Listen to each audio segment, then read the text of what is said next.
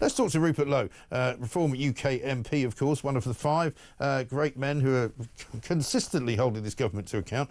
MP for Great Yarmouth. Rupert, very good morning to you.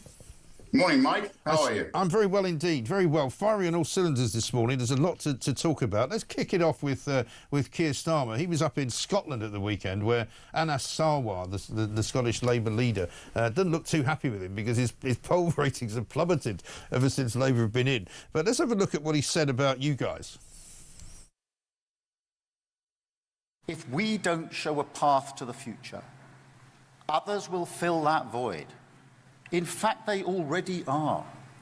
A dangerous right-wing politics, even here in Scotland, that will say they are the ones who can tilt politics towards the interests of working people, even as their proposals do precisely the opposite. You want to know what Farage and Reform are doing on their rare visits to Parliament? They're voting against our Employment Rights Bill. They talk the language of workers' rights online and on the doorstep, but they voted against banning fire and rehire. They voted against scrapping exploitative zero-hour contracts. They voted against sick leave and maternity pay. And what about the NHS? They want to charge people to use our NHS. They claim to be the party of patriotism, but they're fawning over Putin. No, they are not the answer for working people in Britain. And they are not the answer for Scotland. Yeah, well, I mean, I think the people might have a difference of opinion on that one, Rupert. What do you make of it? Well, I rather like the lady who came up with the name absolute incompetence, Mike. I think it's actually worse than that. These people, I mean, they just don't understand anything. And he spouts off like that. Most of the British people now, I think, abhor Labour. They abhor what they're doing. It's not about, you know, workers' rights and everything. This country's got the most incredible workers' rights protections. In fact, employment law is now almost stopping people employing people simply because it's so complicated. It's far too weighted in favour of the employee, not the employer. And now Angela Rayner's just added another $5 billion onto British business with her Employers' Rights Act. Right. Equally, Rachel Reeves has just loaded up the private sector with huge tax increases, largely on employment. As you know, she's put up national insurance, but she's also reduced the threshold, which I don't think a lot of businesses yet understand fully, which is a straight tax on employment. So not surprisingly, you're seeing companies prepare for the tax rise, which happens in April, by cutting the number of people they employ. So I don't think these people understand anything. As you know, the 26 front-bench ministers, I think only 3 of them have got what I would describe as sketchy business experience at best. So they spout off about all these employment rights and everything else. They haven't got a clue about what's going on. Starmer then starts talking about British troops on the ground in Ukraine.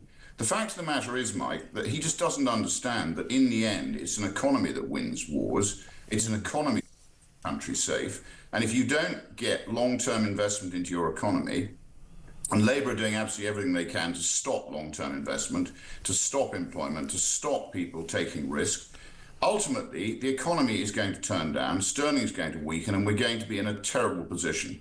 So I think what people are doing is increasingly turning to reform. What we've got to do is make sure that when we win the election, which I've said consistently we will, we have to be ready. What we can't do is win the election and then let the British public down. So we've got a lot of work to do. We've got to prepare, I think, to restore common sense. He called us far right then. They keep calling us far right. Yeah. They call the AFD in Germany far right. They're not. They are being elected by the people because the people have had enough of mass immigration, of unaccountable government, of socialism, of this post-war globalist sort of plan, which has clearly failed.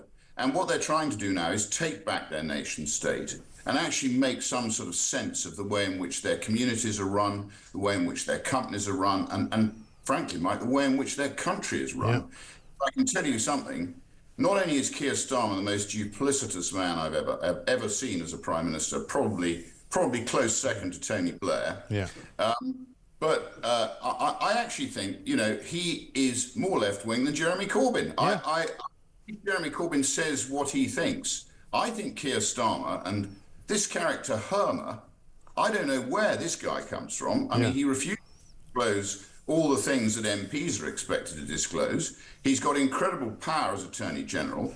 And clearly he and Starmer, two human rights lawyers, are joined at the hip. Right. And they're barreling their way into fortunes on the back of the British taxpayer. Well, they're best mates, of course. That's where he comes from, and that's what he knows. You know, they worked together years and years ago before either one of them was in politics, and they both seem to share a rather curious fascination with representing people who are enemies of Britain, who would like to see Britain destroyed, like Gerry Adams, like Shamima Begum, like a whole series of different terrorists that Herman seems to have represented, along with Starmer.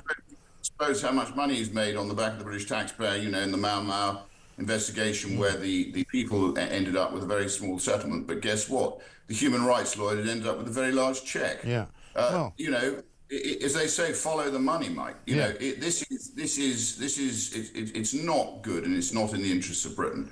So again, you know, we've got to start to see some common sense. Let's get some common sense. Let's get rid of DEI. Let's start hiring people on merit. Let's start, you know, looking after the interests of the honest, decent, tax-paying British people who ultimately are being abused. Yeah. This is what's happening. Absolutely right. Well, I mean, have a look at this if you want duplicity, right? This is Starmer again in Scotland talking about how important Grangemouth is, right? Which he's actually about to shut down. Check this out. Grangemouth is such an opportunity. It could have a future in bioengineering, biofuels, or in hydrogen energy. But I promise you this, it will not lack ambition on our side, because the political road ahead is about one thing and one thing only: delivering change that the working people of Scotland can feel. That is how we serve the people of Scotland. That is how we will win again in 2026 and make Anas Sarwar the First Minister of Scotland in a Britain that puts working people first. Well, I'm not sure how putting working people first involves making them out of work, because that's what he's doing. 400 people are getting sacked at Grangemouth because this government is refusing to keep it going as the only decent oil refinery that we've got. Well, Mike, Abraham Lincoln had it right, but when he said you don't make the poor richer by making the rich poorer, right. And that is a truism which, frankly, has been the case throughout history. And these people don't get it, but they're a danger. They're a danger to Britain, and they're not what really Britain voted for. But it had very little opportunity to vote for anybody else because, as you know, the Blues and the Reds are a uniparty, and they're both in this together. Yeah. So you've got the civil service, which is behind it, and none of them are capable of holding this malign civil service to account now. So there is a huge job to do to restore the interests of the British people up to the top of the agenda. We have to restore the sovereignty of Parliament. We have to respect the fact that people elect Parliament every 5 years, and it should be Parliament that calls the shots, not unelected bureaucrats, not quangos, not the civil service. The civil service, by its name, should be serving, and the ministers should be basically deciding, having been elected by the public. So it's quite straightforward, but it's all been undermined by this Blairite legislation with Derry Irvine. You know, Gordon Brown is a big part of it. At the end of the day, they undermined our constitution and they've taken power away from Parliament. Yes. They've ignored the vote of the people in 2016. I suspect what we're seeing in Germany is to me fascinating. Yeah. You know, I've been debating with people this morning. They say, oh, the AfD haven't done very well. Well, hang on a second. The AfD have just doubled their vote in a country where, let's face it, you know, with their history, the right wing has probably a lot of fetters on it, and a lot of voters are going to think and swallow hard before they vote far right. But the fact of the matter is that they've ruled out, the CDU have ruled out now a sort of an alliance with the AfD. So they're going to do a pig deal with one of the other parties, probably the far left. And that's going to mean more of the same. And I'll tell you what, Mike, next time the AfD will win. Well, of course. Because people have had enough of mass immigration. They've had enough of net zero. They've had enough of their interests being put at the bottom of the agenda by this globalist post-war socialist plan.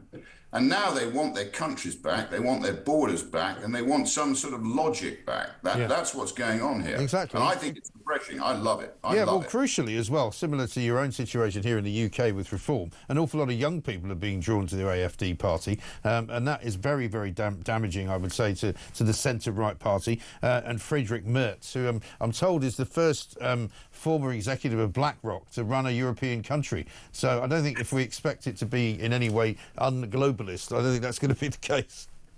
It'll be more of the same, Mike. I'm afraid it'll be a pig deal, and in the end, the AfD will win. But I think the European Union has been badly wrong-footed by what's happening in Ukraine. They haven't got a clue. Obviously, the history of Ukraine is very complex. It doesn't lend itself to a sort of soundbite on the radio, but or TV. But at the end of the day, I think, Donald Trump's trying to stop war, which must be sensible. I think he was wrong to call Zelensky a dictator, although I have to point out that in Roman times, when the Senate handed over control to Sulla or Caesar, they were called a dictator until they handed power back to the Senate. Right. So maybe it is time for elections. And if Jeremy Bowen, who, as you know, trumpets Hamas every week, and now he's trumpeting all sorts of warmongering about Ukraine. Ultimately, if he's right that Zelensky has huge support, then why would he fear an election, frankly? Well, quite. Well, maybe we should leave Jeremy Bowen to explain whether or not Hamas had been taking any money from the BBC for the odd documentary here and there, but that's another story.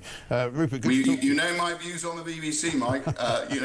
Inform, educate and entertain, they don't. They're a national monopoly that needs to be defunded. Yes, I couldn't agree with you more on that one as well. Rupert, great to see you. Thank you very much indeed. Rupert Lowe there from Reform UK.